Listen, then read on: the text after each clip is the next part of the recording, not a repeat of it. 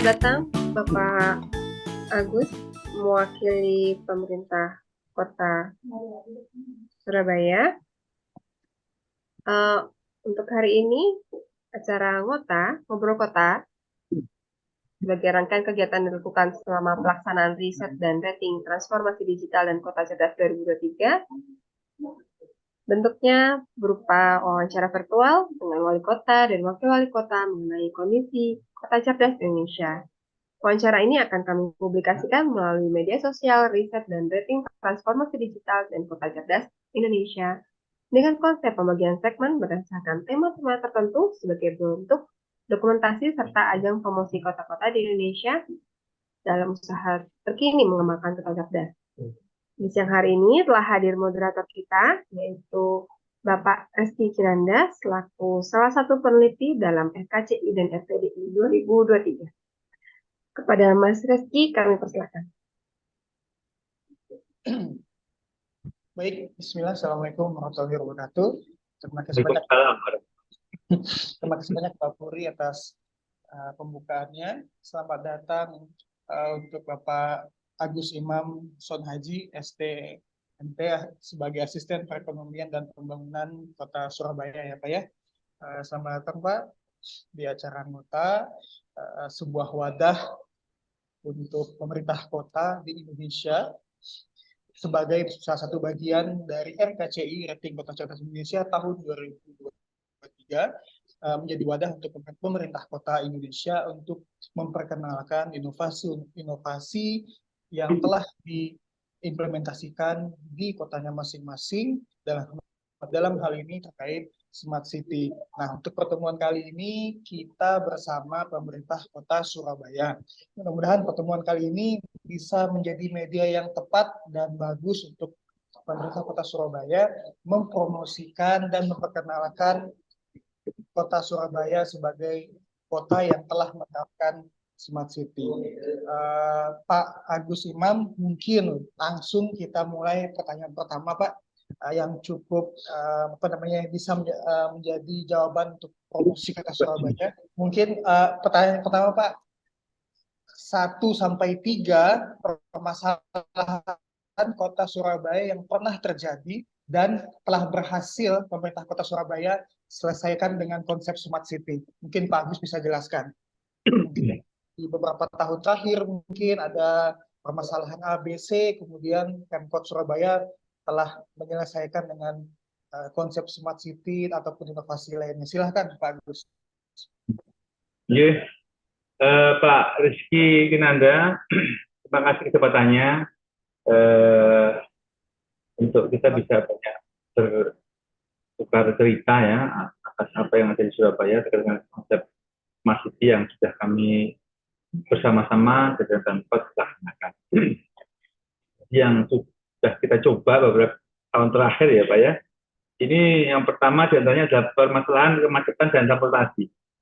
Ini kita sudah mencoba untuk mengoptimalkan teknologi untuk mengintegrasikan moda transportasi dan pelancar arus lalu lintas. Kita menerapkan sistem pemasangan CCTV ya di beberapa titik-titik perempatan itu bisa mengatur kapan kita itu merah sama hijau sama kuningnya itu. Traffic itu bisa dikendalikan dengan mulai menerapkan sedikit teknologi untuk bisa mengetahui mana yang sudah antriannya panjang gitu ya, itu bisa agak lebih cepat dibanding dengan kata sisi yang lainnya yang sisi hilangnya itu kendaraan yang ngantri itu lebih sedikit, maka yang lebih panjang itu dikasih waktu lebih banyak daripada yang sedikit. Itu sudah menerapkan Pak di Surabaya. Kemudian kedua terkait dengan permasalahan untuk bagaimana kami bisa meningkatkan pelayanan publik. Nah, kami insya Allah sudah pada posisi 200 perizinan kita itu sudah semuanya menggunakan aplikasi, Pak Rizky. Jadi sudah hampir semua ya. 200 perizinan itu kalau nggak salah kira-kira sudah hampir 90% dari kami itu sudah tercakup di 200 tadi itu. Kami punya aplikasi sistem namanya Surabaya Single Window. Itu mekanisme yang ada di MPP, ya, pengelolaan publik kami itu sudah hampir semua, meskipun ada ya fisiknya MPP itu, tapi yang digitalnya sudah masuk ke SSC tadi. Ini sudah bisa kami lakukan.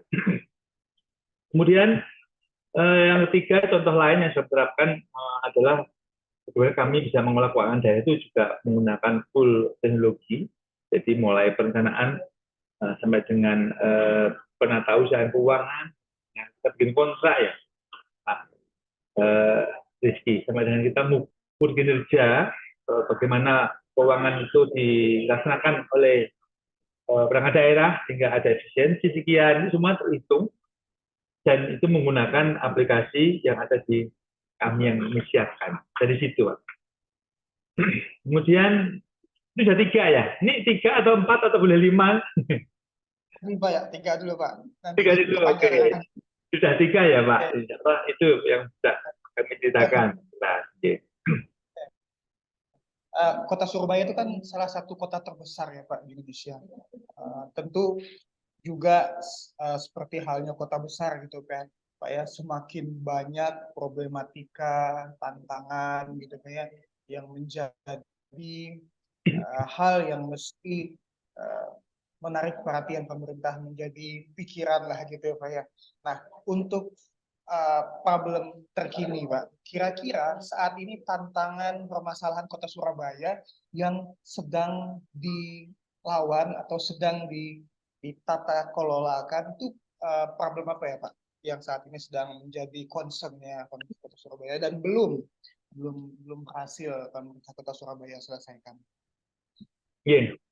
Ini Pak Rizky, kalau yang itu pengetahuan saya yang sekarang juga jadi concern dari Pemkot Surabaya, jadi perhatian Pak Wali Kota dan jadi harapan masyarakat Surabaya itu yang sedang getol kami tuntaskan adalah masalah kurang lebih terkait dengan kemiskinan dan peningkatan ekonomi yang kemarin ketika pandemi kita mengalami situasi yang tidak menyenangkan ya Pak. Semua aspek ekonomi turun sehingga pendapatan juga masyarakat itu yang turun, banyak pengangguran, dan itu jadi concern kami untuk memulihkan kembali seperti sebelum COVID.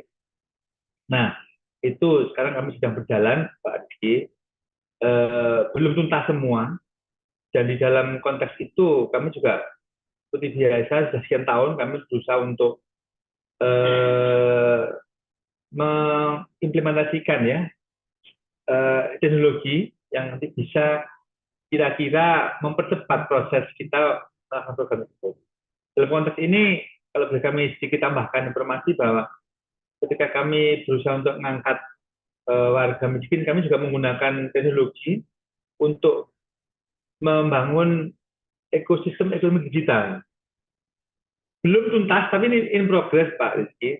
Seperti kalau nanti kita membantu masyarakat miskin itu, nggak kita kasih uang tunai, Pak. Tapi kita menggunakan uang digital. Kita ada aplikasi yang kita siapkan bersama dengan Bank Jatim, kita sama ini lagi rapat di sebelah ini, kami berbarengan.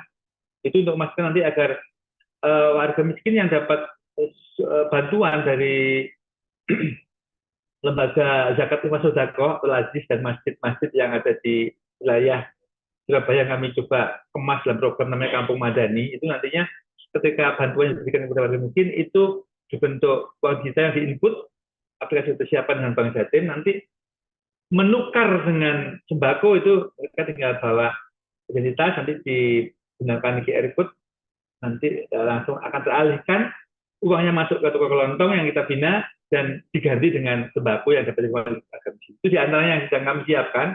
Belum kami luncurkan, Pak. Ini pada posisi-posisi tes dan tes. Mudah-mudahan dalam waktu dekat, bulan ini atau bulan depan bisa kita luncur. Gitu Pak Rizky. Baik, alhamdulillah, mudah-mudahan dalam waktu dekat kebijakan ini bisa terlaksana ya Pak, supaya bisa membantu masyarakat yang ekonominya menengah ke bawah. Amin, amin, amin. Selain itu Pak, mungkin saya coba mengarah kepada beberapa bidang. Yang pertama mungkin pariwisata mungkin Pak. Apakah pariwisata juga menjadi satu concern Kota Surabaya, mengingat kunjungan ke Kota Surabaya juga tentunya tidak dalam angka yang kecil ya sebagai kota besar di kira-kira ada inovasi nggak Pak terkait pariwisata atau kunjungan ke kota Surabaya? Pariwisata ya Pak ya. Pariwisata kemarin kalau Surabaya kita memang memperbanyak itu Pak, memperbanyak destinasi untuk kunjungan wisata. Karena Surabaya ini memang bukan kota yang memiliki pemandangan yang indah seperti di pegunungan gitu ya. Kita di tepi pantai yang tidak mempunyai pantai yang bagus juga, sehingga kami menonjolkan sisi budaya yang khas di sini yang memang tidak ada tempat lain, sehingga itu bisa kita jadikan sebagai kekhususan dan kekhasan sehingga orang ingin tahu dan bisa menikmatinya. Itu kami kembangkan di titik di kota Surabaya berbasis kampung. Kemudian kami kan juga masuk kota-kota yang lama, Mbak, Jakarta, Semarang itu ya. Zaman dulu sekali memang sudah ada kota ini, dan karena itu jarahnya, maka ada memang bagian zona kota itu memang banyak gedung-gedung tua ya. Sehingga itu juga kita coba restorasi, sehingga bisa menjadi kawasan kota tua yang bisa kita jual. Beberapa ruas tertentu seperti di Kemang Jepun, karena itu banyak sekali sekarang ini adalah daerah perdagangan yang notabene dulu banyak etnis China ya, orang Indonesia keturunan Tionghoa yang berbisnis di situ, sehingga kita sedang menyiapkan sekarang ini daerah itu kita coba permak. Kalau di kota-kota lain di dunia luar sana itu juga Chinatown ya. Nah ini juga sedang kita siapkan. Jadi kita tonjolkan itu, sebesar Cinanya itu kelihatan, yang mana bersebelahan dengan wilayah itu ada kampung Arab, itu dekat dengan situs sejarahnya Sunan Ampel. Nah, itu ada yang kita kerjakan bersamaan, sehingga kita menonjolkan berbagai macam budaya yang ada di Surabaya, yang kita bisa menunjukkan situasi yang bisa guyup, sama-sama bisa kita perlihatkan bahwa dulunya seperti ini. Ini juga strategi kami, Pak, di bidang pariwisata.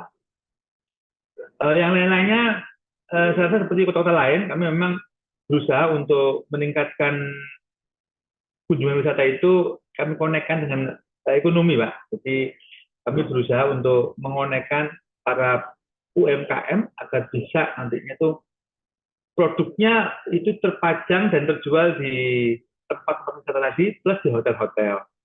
Nah, dengan memancing orang datang ke sini agak lama, 3 hari minimal gitu, supaya nanti kita bisa mengonekkan produksi UMKM di kampung-kampung yang saya bilang tadi itu, wisata kampung, destinasi, connect dengan tempat yang sudah kita siapkan lebih luas seperti tadi di kawasan Kusinan tadi kita sebagai kantor, dan di hotel-hotel. Harapannya nanti program ini bisa saling melengkapi ya Pak, tidak satu bentuk tapi berbagai bentuk. Begitu mungkin ya Pak, kira-kira gambarannya sekilas Pak Rizky.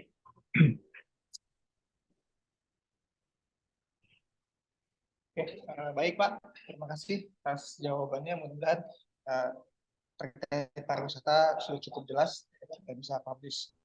Nah, saat ini yang menjadi salah satu hal yang cukup banyak dibahas, Pak, adalah terkait circular ekonomi, Pak. Ya, mungkin circular ekonomi, Pak. Circular ekonomi. Ya, mungkin terkait sampah atau terkait energi di seluruh Indonesia juga dunia, Pak, menjadi concern dan banyak dibahas di banyak pertemuan maupun jurnal-jurnal internasional juga. Nah, bagaimana Kota Surabaya memandang implementasi sirkular ekonomi ini, Pak? Karena mau tidak mau Kota Surabaya juga padat penduduk, juga pasti terdampak masalah persampahan, energi, dan lain-lain. Nah, silakan Pak, mungkin bisa dijelaskan.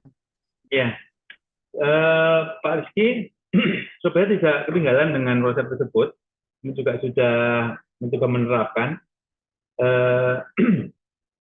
Teman-teman di dinas yang terkait untuk DLH sebagai motor ya, kalau untuk masalah lingkungan hidup ya, itu bersama dengan beberapa dinas yang lainnya itu berusaha mengembangkan dan melibatkan masyarakat untuk terlibat di pengolahan sampah, namun menghasilkan itu ya sisi finansialnya gitu ya.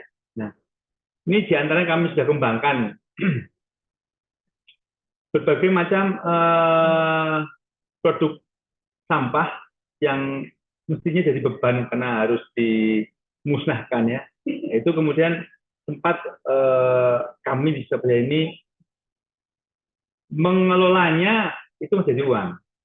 Ini contoh untuk yang berhubungan dengan sampah anorganik, kami ada bank sampah ya, bank sampah yang coba kami kumpulkan dari sumbernya di kampung-kampung di RT untuk dikumpulkan di posisi bank sampah yang ada di RT atau RW, nanti dikumpulkan itu setelah ngumpul banyak dengan jumlah tertentu, nanti itu akan ditimbang dan akan dijual dan uangnya masuk ke para warga yang dari kelompok-kelompok di RT tersebut. Di skala RT RW ada, nggak besar bank sampahnya.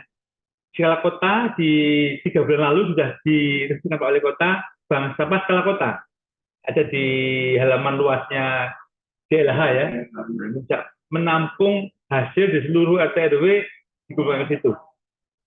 Itu contoh yang untuk mengolah sampah organik.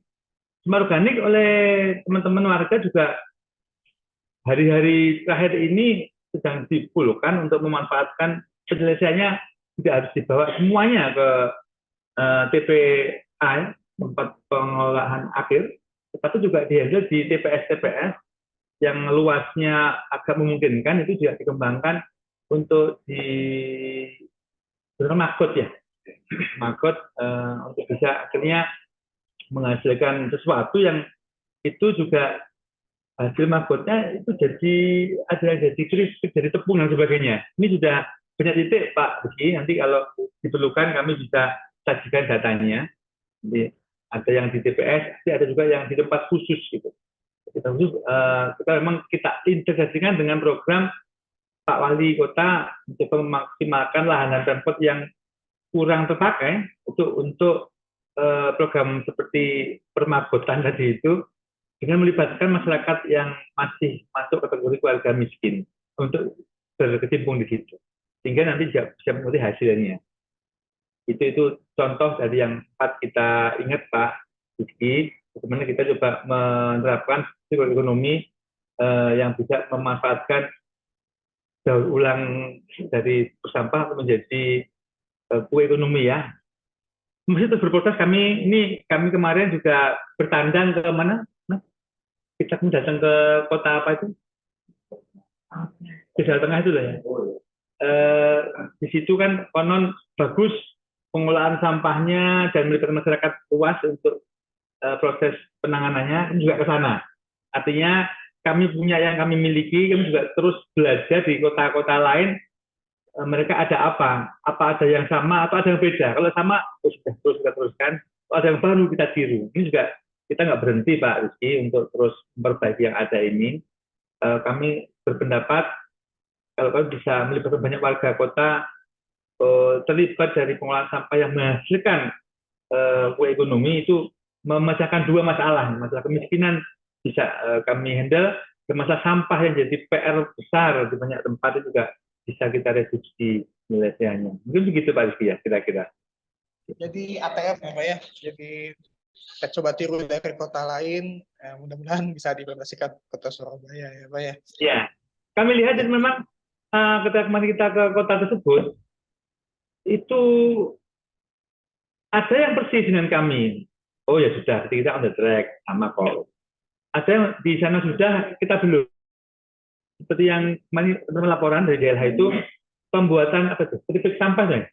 Nah, tripek sampah itu di sana sudah jalan, di kami sedang masih proses pembelajaran. Oh ya sudah, ayo di sana hasil. Kalau memang tripek sampah kemarin di kami masih sedikit ada pemikiran jualnya, karena energinya itu nggak begitu gede ya Pak ya.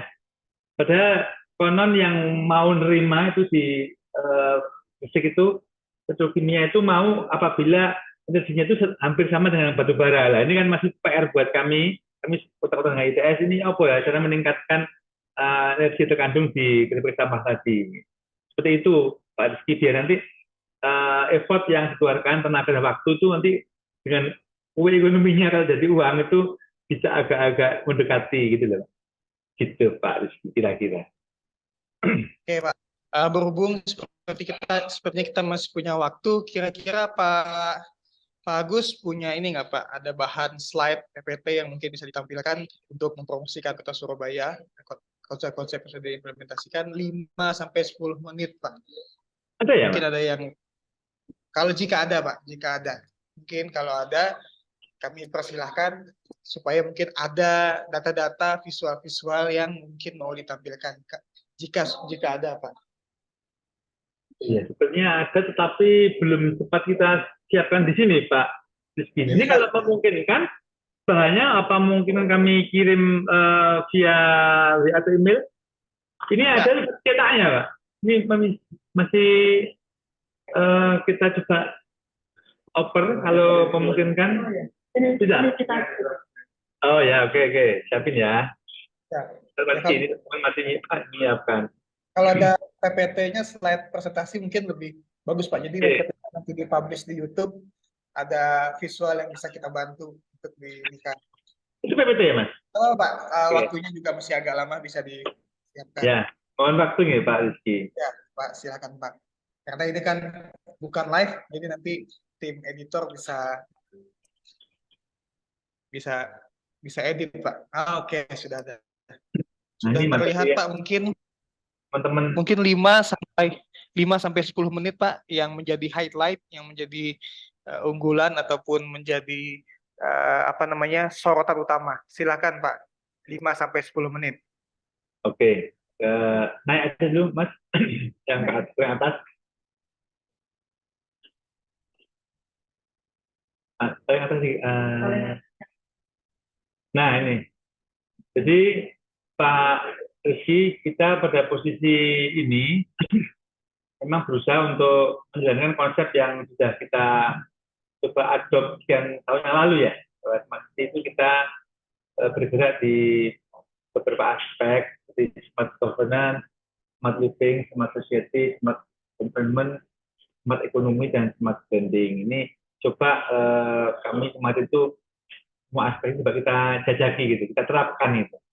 Nah, jadi yang sempat saya jelaskan kan, kalau nggak salah kita menjelaskan tentang kemacetan dan transportasi itu ya kita berusaha untuk menunjukkan bahwa smart living kita itu ada di situ, kita handle lewat pengaturan lintas di antaranya. Kemudian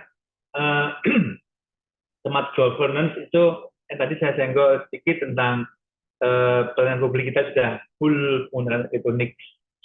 Kemudian smart ekonomi, tadi saya menceritakan sekilas tentang bagaimana kami menggunakan pariwisata sebagai satu pengungkit ekonomi kami, melibatkan banyak aspek yang mungkin bisa kami angkat, dan bisa sedikit menyelesaikan nantinya dari sisi masalah yang kami jadi concern sekarang, yaitu masalah kemiskinan, itu lewat itu gitu.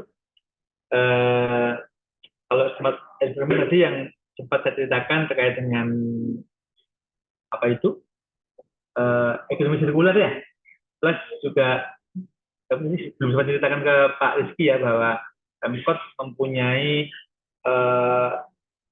tempat pemusatan akhir sampah yang sudah menggunakan teknologi yang cukup maju, yaitu di TPA Benowo, yang mana produksinya pemrosesannya pakai metode gasifikasi, dan hasilnya itu sudah berupa listrik Pak Rizky, dan itu sudah kita jual 11 MW ke PLN. Ini saya rasa juga salah satu yang bagus, dan itu ada di ujung sana, tapi ya di hulunya tadi kami ceritakan bagaimana bank sampah juga mulai kita manage biar nantinya yang jadi beban sampai ke sana, karena itu juga ada biayanya, juga nggak gede-gede amat. Selesai di awal dikurangi, tapi yang nggak bisa dihandle di awal tidak kita teruskan sampai ke TPA, dan itu juga ada uangnya, ada hasil berupa energi listrik yang kita jual ke PLN, sekaligus sampahnya seperti itu ya Pak. Lanjut nih. Dan untuk terkait smart city, sesuai arahan saat-saat yang lalu itu juga berbagai dokumen pendukungnya juga kami sudah siapkan di keputusan wali kota terkait dengan program tersebut tentang Dewan Smart City, kemudian tim pelaksanaan Smart City itu juga sudah dibuat oleh kami ini, jadi supaya mengikuti yang jadi platformnya ya gitu. Master plan-nya juga sudah kami siapkan, teman-teman sudah membuat sehingga OPD terkait yang bersentuhan dengan smart city itu bisa punya panduan untuk programnya. Lanjut. Tadi saya menceritakan sekilas ya Pak tentang di konteks pengelolaan keuangan daerah. Sebetulnya buka paparan jadi ingat nih, ada yang lain-lain. Jadi kan cuma 3 yang jadi kesempatan menceritakan. Kami juga punya yang lain seperti program sayang warga Pak Rizky. Nah, yang mana Pak Wali Kota menggunakan sistem informasi sayang warga itu untuk bisa menjadi wadah atau media bekerja teman-teman kader yang ada di bawah. Kita punya kader puluhan ribu di bawah sana, di RT itu ada kader-kadernya Pemkot yang berusaha memberikan pelayanan kepada masyarakat terkait dengan kesehatan, kemudian mengenai keluarga miskin yang informasinya ini, oh ini masalahnya apa sih begitu, sampai dengan memperhatikan ibu yang akan calon ibu yang mau menikah, kemudian ibu itu hamil sampai anaknya lahir, sampai nanti gede, agar proses itu terjaga dan terpantau, yang mengurangi risiko ibu meninggal atau mengurangi risiko anak meninggal, dan misalkan lahir pun juga tidak pada posisi rawan terhadap stunting. Ini ada sistem namanya yang warga Pak, jadi sudah terapkan sejak tahun 2022 ya, kalau salah ya, 2022 ya, tahun lalu sudah kita terapkan. Saat Pak Wali Kota menjabat, dia porsinya ke sini. Hanya tadi saya di depan menyampaikan terkait dengan masyarakat itu yang jadi fokusnya Pak Wali Kota. Lanjut ya. Ini tadi saya sampaikan tadi MPP kami ini yang fisik ya, tapi yang non fisiknya itu SSB tadi Pak. Jadi apa yang ada di sini yang di fisik yang bagus dan informatif ini juga ada versi online-nya, sehingga kalau warga itu repot nggak bisa ke situ ya beres, di rumah juga sudah bisa. Lanjut lagi ya. Ini aplikasi ada di SSW ya.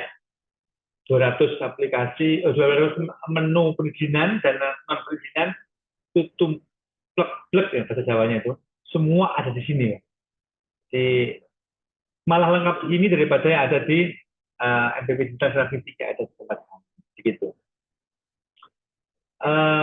Sudah 5 menit ya Pak Rizky ya? Belum ya? Masih ada waktu 4 menit lagi Pak. Oke, kami tambahkan lagi sedikit Pak Rizky. Ini terkait dengan tadi ada smart branding. Kami memasarkan apa yang jadi keunggulan kami itu lewat media online, karena itu kami juga akan sangat sedikit karena orang jadinya tahu. Jadi wisata kami yang berpotensi bisa di banyak pihak sehingga orang jadi pengen ke Surabaya. Kami punya berbagai macam keunggulan itu kami sampaikan ke banyak pihak melalui media online tersebut. Oke, lanjut. Oke, ini lewat ya. Lagi Mas. Pada ekonomi tadi saya sempat sampaikan ya Pak ya. Ini Pak, alhamdulillah nih ketampilkan, jadi ingat kembali bahwa terkait dengan ekonomi Pak Rizky yang dikaitkan dengan program Pak Wali Kota untuk menangani kemiskinan, Pak Wali Kota menerapkan program padat karya. Padat karya artinya kita berusaha untuk menyediakan APBD kami itu untuk bisa nantinya memang didedikasikan untuk bisa menyerap produk dari warga miskin yang coba kami siapkan untuk bisa berproduksi dengan kemampuan yang tidak terlalu tinggi teknologinya, sehingga mereka jadi ada pekerjaan dan produksinya terpasarkan. Contohnya ini Pak, kita mempunyai rumah berkarya yang produksi paving. Jadi membuat paving, pavingnya nanti jadi dibeli oleh dinas PU. Nah, sehingga orang-orang yang bekerja di sini dipastikan selalu dapat menjual produk-produknya. Nah, ini salah satu cara kami untuk bisa menggerakkan ekonomi warga dengan smart gitu Pak, karena kami mempunyai potensi kekuatan ABCD. Gimana ABCD kami belokkan betul-betul langsung dinikmati oleh masyarakat. Kalau itu bangun jalan masih efek tidak langsung, tapi kalau sudah ini dia berproduksi dan kita beli. Contoh gitu Pak dari program kami yang smart ekonomi. Ada lagi program kami yang menurut kami cukup mengembirakan Pak, terkait dengan bagaimana kami membentuk tadi ekosistem ekonomi digital, yang mana kami membuat marketplace sendiri, namanya e-Peken. Jadi para warga miskin dan toko kelontong dan sebagainya yang selama ini kita bina itu agar laku produknya. Ini saat COVID kemarin ya terjadi repot orang nggak berani ke pasar, kita bentuk ini sehingga produknya warga masyarakat dapat terbeli lewat e-marketplace. Dan untuk menggerakkan awal Pak Rizky, Oli punya kebijakan bahwa seluruh pegawai di Pemkot Surabaya itu harus berbelanja di e-Peken itu. Sehingga ada program yang sifatnya itu memperhatikan sesama, karena Bapak Wali Kota pegawai negeri termasuk yang tidak begitu terdampak oleh pandemi, karena gajinya tetap gitu ya. Sedangkan banyak orang yang kemudian pendapatannya biasanya lewat perdagangan dan sebagainya itu nyungsep di tahun-tahun itu, sehingga mereka tidak bisa mempunyai kekuatan ekonomi lah. Ketika mereka berproduksi, maka biar produksinya itu bisa terbeli, kami yang negeri harus membeli. Dan ini alhamdulillah Pak Rizky cukup lancar. Kalau nggak salah sampai dengan sekian saat terakhir itu sudah transaksinya berapa nih? Kalau ini ketutup ya. Itu balik yang tadi yang e-Peken. Nah, sudah masuk ke sini 5.206 yang masuk ke e-marketplace di e-Peken, dan 769 itu terdapat di LKPP daring dan e-katalog. Artinya di samping nanti bisa menjual barang-barang yang produksinya itu berupa sesuatu yang dapat dibeli pasar luas, tapi juga ada yang dapat dibeli oleh Pemkot karena masuk e-katalog. Sehingga dinas kalau mempunyai kebutuhan yang ada di sini juga, sehingga artinya apa? Uang berputar ini cukup tinggi dan di trigger oleh APBD. Begitu Pak Rizky. Mungkin sementara itu Pak Rizky bisa kami sampaikan. Mungkin yang lainnya bisa dipakai untuk diskusi lagi dari jenengan barangkali yang ditanyakan. Baik, terima kasih Pak Agus. Cukup banyak yang telah disampaikan. Mungkin terakhir nih Pak Agus, untuk pertanyaan penutupan adalah apa rencana ke depan Pemkot Surabaya untuk meningkatkan literasi digital masyarakat supaya tetap bisa mengikuti perkembangan inovasi-inovasi Pemkot Surabaya. Karena mau tidak mau, inovasi-inovasi yang dikembangkan oleh Pemkot Surabaya juga harus diikuti oleh peningkatan literasi digital oleh masyarakat. Mungkin itu pertanyaan terakhir, Bapak boleh dijelaskan rencana ke depannya. Iya. Terima kasih Pak Rizky. Jadi sebenarnya kalau secara umum literasi digital Surabaya itu cukup baik informasi yang kami terima Pak Rizky. Dengan survei Asosiasi Penyelenggara Jasa Internet Indonesia tahun 2021 itu penetrasi pengguna internet di Surabaya itu sudah mencapai 3,7%. Yang teman-teman di Kominfo sudah tadi pagi menceritakan ke saya dengan data itu, dan informasinya juga rata-rata penggunaannya 9 jam 28 menit per hari. Itu informasi data sekilas ya. Namun memang kita paham bahwa tantangan digital itu ya masih jadi perhatian kita, termasuk pemanfaatan oleh masyarakat. Kita kadang khawatir juga ada adik kita yang belum tahu mana yang boleh juga dan tidak boleh juga. Itu sisi lain mata pisau yang harus kita perhatikan agar tidak menjadi rusak, tapi harusnya dapat yang baik-baiknya gitu ya. Nah, jadi itu kondisi sekarang Pak. Dan untuk ke depan kita mencoba untuk beberapa hal, Pak Rizky, untuk meningkat ke depan itu kita mencoba untuk membuat program komunikasi untuk bisa membangun komunitas literasi digital. Kami tugaskan teman-teman di Dinas Perpustakaan dan Kearsipan menyelenggarakan program komunitas tersebut yang dinamakan Gendesewu ya, Mas. Gendesewu. Sasaran utamanya adalah pelajar mahasiswa Kota Surabaya. Di itu teman-teman itu diajak untuk lomba menulis cerpen, lomba videografi, hingga workshop, tapi konsepnya tentang hal tersebut yang berbasis digital, Pak Rizky. Kemudian teman-teman di pendidikan juga mengembangkan aplikasi namanya Si Agus, membantu pengelolaan administrasi sekolah berbasis daring. Harapannya nanti teman-teman di sekolah-sekolah yang barangkali dulunya belum berbasis digital, dengan adanya ini mereka bisa memanfaatkan pembelajaran dengan versi digital yang mana Pemkot yang menyiapkan, mereka sudah menyiapkan sendiri supaya tambah banyak yang menggunakan itu gitu. Kemudian juga Pemkot Surabaya melalui Kominfo dan OPD terkait meningkatkan mencoba untuk mengajak ya para muda itu untuk ikut inkubator bisnis digital. Harapannya nanti startup baru itu bisa muncul di situ, Pak Rizky. Meskipun kita juga tahu beberapa saat yang lalu ketika pandemi juga itu sedikit ada gangguan, ini situasi sudah mulai membaik, ini kita coba up kembali. Mudah-mudahan 3 langkah tadi ke depan bisa membuat situasi kita bisa muncul, apalagi kalau dikaitkan dengan ekonomi. Ya, kalau sudah ngomong ekonomi, orang mau tak mau kan ikut, mau. Gitu. Sehingga kami juga mendorong sebagai program yang kira-kira bisa terukir lewat pembangunan ekonomi berbasis digital. Mungkin begitu nih Pak Rizky. Baik, terima kasih banyak Pak Agus. Mungkin sebelum saya tutup, saya mengingatkan kembali kita di bahan PPT yang Pak Agus dan tim sampaikan boleh dikirim melalui WA ke admin yang mungkin menghubungi tim Pemkot Surabaya. Dari kami silakan dikirimkan filenya Pak, mungkin bisa kita bantu editkan nanti di videonya. Oke. Yang tadi ya, yang saya tampilkan itu dikirim filenya ya? Ya Pak, nanti kami editkan videonya. Kemudian juga Pak Agus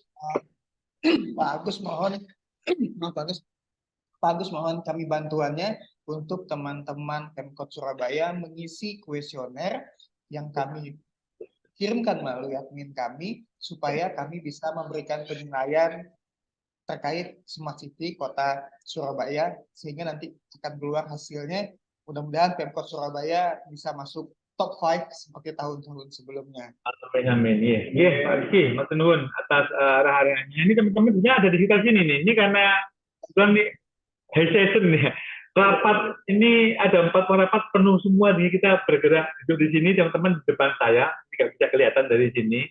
Jadi mohon maaf Pak Rizky, teman-teman ready semua. Setelah ini isian presentasi akan segera kami share ke teman-teman OPD untuk diisi, termasuk nanti tadi akan dikirim ke Pak Rizky agar dapat dibantu edit sehingga bisa bagus. Gitu nih. Baik, sebelum Mbak Puri mengambil kembali sebagai MC di ngotak kita kali ini, mungkin 2-3 kalimat kata promosi Kota Surabaya, Pak. Nanti langsung diambil oleh Mbak Puri ya. Setelah Pak Agus menyampaikan 2-3 kalimat, Pak, promosi Kota Surabaya. Silakan Pak Agus, Mbak Puri seperti diambil. Pak Agus, silakan. Oke. Bapak Ibu semua warga Indonesia, ketahuilah bahwa Surabaya ini merupakan kota yang sangat atraktif. Kami di sini, meskipun tidak mempunyai keindahan alam, tapi basis ekonomi kami tetap hidup. Kami maksimalkan ekonomi yang berbasis kekuatan potensi sumber daya manusia, sehingga ekonomi kami kaitkan dengan digitalisasi. Kami mencoba untuk membangun ekosistem ekonomi digital yang kami coba kaitkan dengan program Smart City, sehingga marilah Bapak sekalian yang ingin ke Surabaya dalam konteks berwisata, dalam konteks untuk berinvestasi, kami menerima dengan terbuka dan kami akan berikan yang terbaik karena masyarakat Surabaya sudah melek teknologi dan cerdas berbagai bidang untuk membangun kota kami berbasis digital. Kami tunggu di kota Surabaya. Baik, terima kasih yang terhormat Bapak Agus Imamson Haji, SDM, MT, Asisten Perekonomian dan Pembangunan Kota Surabaya, dan Bapak Ibu Staf Litbang Kota Surabaya. Terima kasih atas kehadirannya pada siang hari ini. Terima kasih kepada Mas Reski Kinanda selaku moderator. Saya mewakili panitia mengucapkan mohon maaf yang sebesar-besarnya atas kekurangan dalam penyelenggaraan webinar maupun kegiatan lain RKCI RTDI 2023. Wabillahi wa taufiq wal hidayah. Wassalamualaikum warahmatullahi wabarakatuh. Selamat siang. Waalaikumsalam warahmatullahi wabarakatuh. Matur nuwun.